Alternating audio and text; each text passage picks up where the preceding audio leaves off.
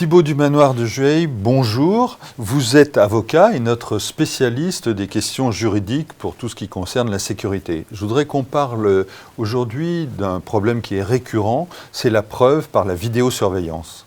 Alors la preuve sur la vidéosurveillance, il y a deux éléments bien distincts. C'est la preuve en matière civile et puis de l'autre côté, la preuve en matière pénale.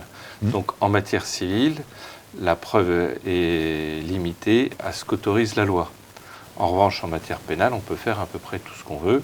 Et même si on appréhende une image, une situation de façon illégale, on va pouvoir utiliser en justice cette preuve. Et avec un effet parfois boomerang, en disant « vous m'avez filmé dans ma vie privée, c'est pas légal ». Et dans ce cas-là, on est poursuivi. Mais après, c'est une balance à faire entre l'importance de la preuve et puis le risque qui s'encourt. On a un exemple dans le domaine audio qui est assez connu, qui est l'affaire Bettencourt, où le majordome avait enregistré en douce la vie de Madame Bettencourt et qui, derrière ça, a produit des preuves qui ont été reconnues valables par la Cour de cassation, mais qui a été poursuivi après pour atteinte à la vie privée. Est-ce qu'il a été exonéré? Je ne sais plus, mais c'est une balance à faire entre les deux. Par contre, donc, le civil, notamment le civil regroupe le droit du travail, il y a un encadrement qui est extrêmement précis, et on ne va pas pouvoir prendre une image vidéo, par exemple, pour justifier le retard d'un salarié, en disant « regardez, il est arrivé en retard, donc je licencie ou je lui mets un avertissement », si un certain nombre de formes et de conditions ne sont pas respectées.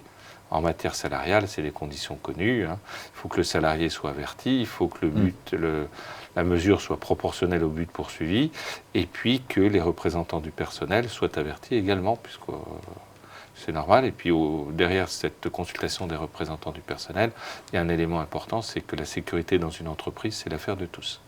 Est-ce qu'on utilise beaucoup la vidéosurveillance dans les tribunaux? C'est de plus en plus courant?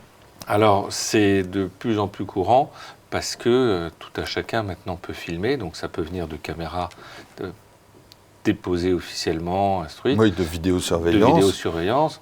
Ou de smartphone, par exemple. Ou de smartphone. Donc le smartphone, ça agrandit quand même énormément les possibilités. Et pour tout ce qui est caméra dite officielle, donc avec autorisation départementale éventuellement, ou avec autorisation de la CNIL, il y a le problème de la finalité. Est-ce que si vous utilisez des images qui viennent de caméras de vidéo qui est fait pour de la surveillance, est-ce que vous pouvez prendre ces images vidéo pour justifier un licenciement, par exemple.